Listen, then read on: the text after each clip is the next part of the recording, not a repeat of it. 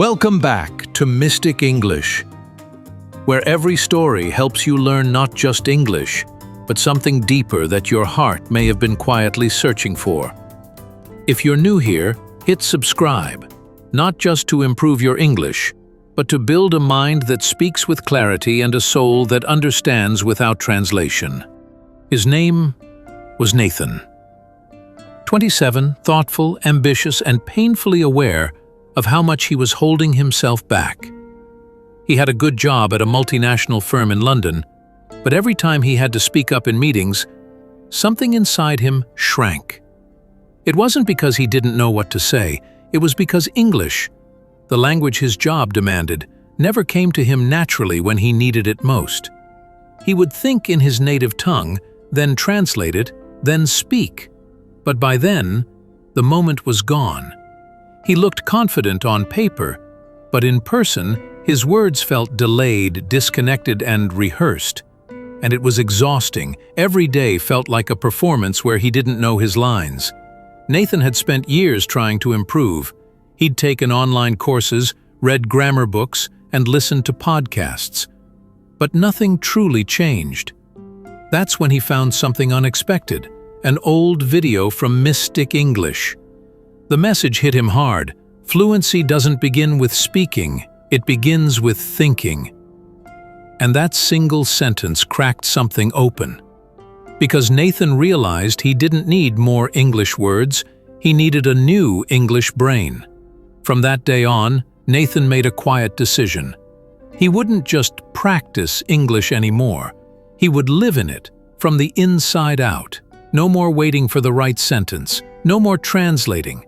He would start thinking in English, even in the silent, ordinary moments of his day, while brushing his teeth. I've got to leave early today. While locking his door, did I keep the documents in my bag? While looking out the train window, that sky looks like it's about to rain. He wasn't trying to be correct. He wasn't trying to impress anyone. He was just trying to train his thoughts to stop switching languages. This was the real work. Quiet, invisible, and incredibly powerful. Because when you think in English, you stop hesitating. You stop second-guessing every word. You begin to speak not just with your mouth, but from your thoughts. That's when fluency stops being a goal and starts becoming your default. At first, Nathan felt awkward. It wasn't easy to narrate his day in English. He would catch himself slipping back into old thought patterns, especially when tired or frustrated. But he didn't punish himself for it. He reminded himself, this is how you train a new language, not by forcing it, but by gently returning to it every time you drift away. He started small, simple thoughts. I need coffee. That guy looks tired. I forgot to send the email. Gradually, his mind began to reach for English before anything else. It wasn't perfect, but it was progress. One morning, while walking to the office, Nathan passed a small bookstore. Its glass windows were foggy from the rain, but something written on a display caught his eye. You become the words you repeat when no one is listening. He stopped walking. He stared. He smiled. Because that one sentence felt like it was speaking directly to him. That's exactly what he had been doing. Repeating, whispering, rewiring. And it was working. Thinking in English changed how Nathan saw things. Suddenly, words came quicker. In meetings, he didn't have to pause and translate. His thoughts were already formed in English, ready to be shared. He noticed something else, too. His confidence didn't come from knowing more words. It came from feeling less fear. He didn't worry about making mistakes anymore. He was finally living in the language, not standing outside of it. At night, he replaced his usual scrolling habit with something better. He would close his eyes and replay his day in English, nothing fancy, just the little events. Today I missed the 8:10 train, so I had to take the next one. Lisa laughed at my coffee spill. The client meeting went well, even though I forgot the last slide. It became his new bedtime ritual, a gentle review of his day, all in English. And slowly, that voice in his head became more natural, more seamless. It wasn't study time anymore. It was him.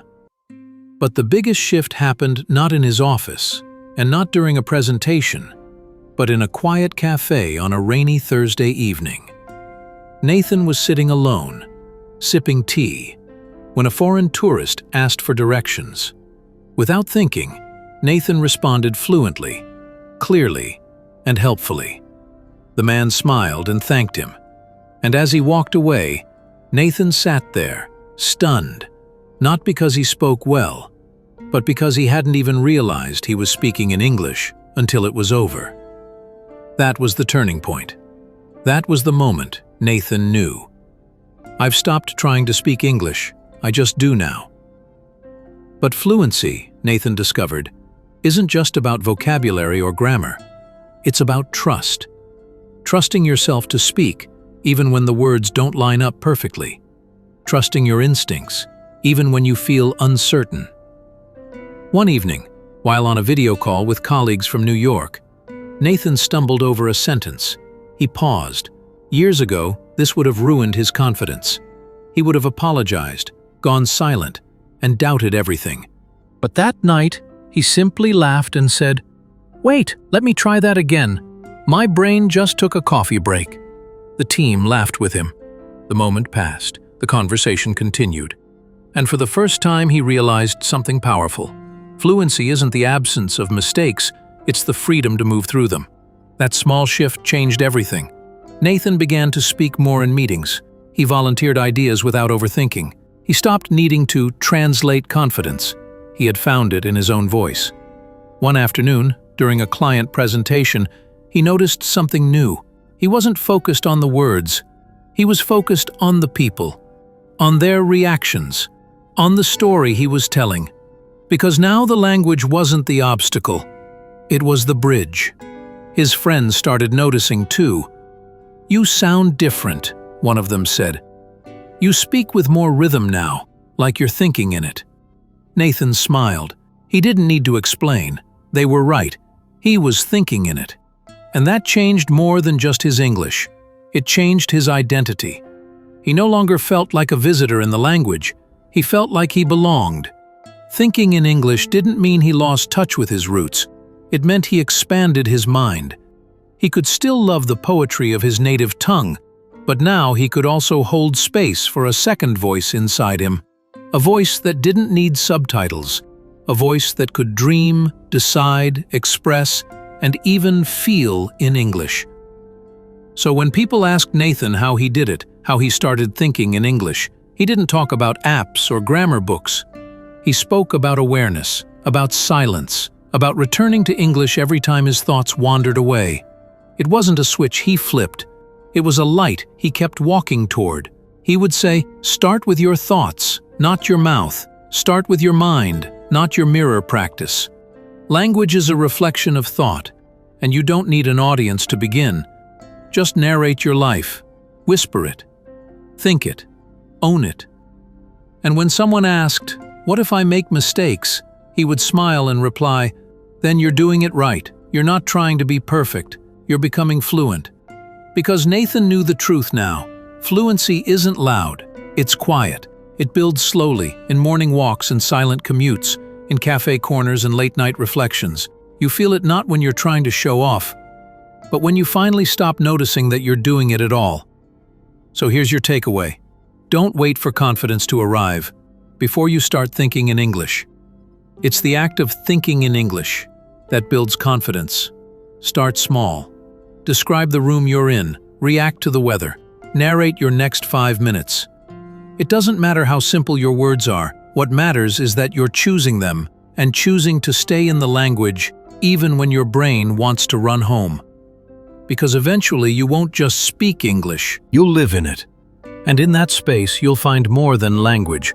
You'll find yourself.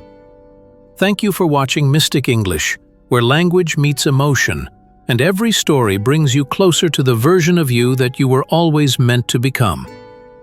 Don't forget to like, share, and subscribe, not just for English, but for the courage to live your story in a new language. We'll meet you in the next video.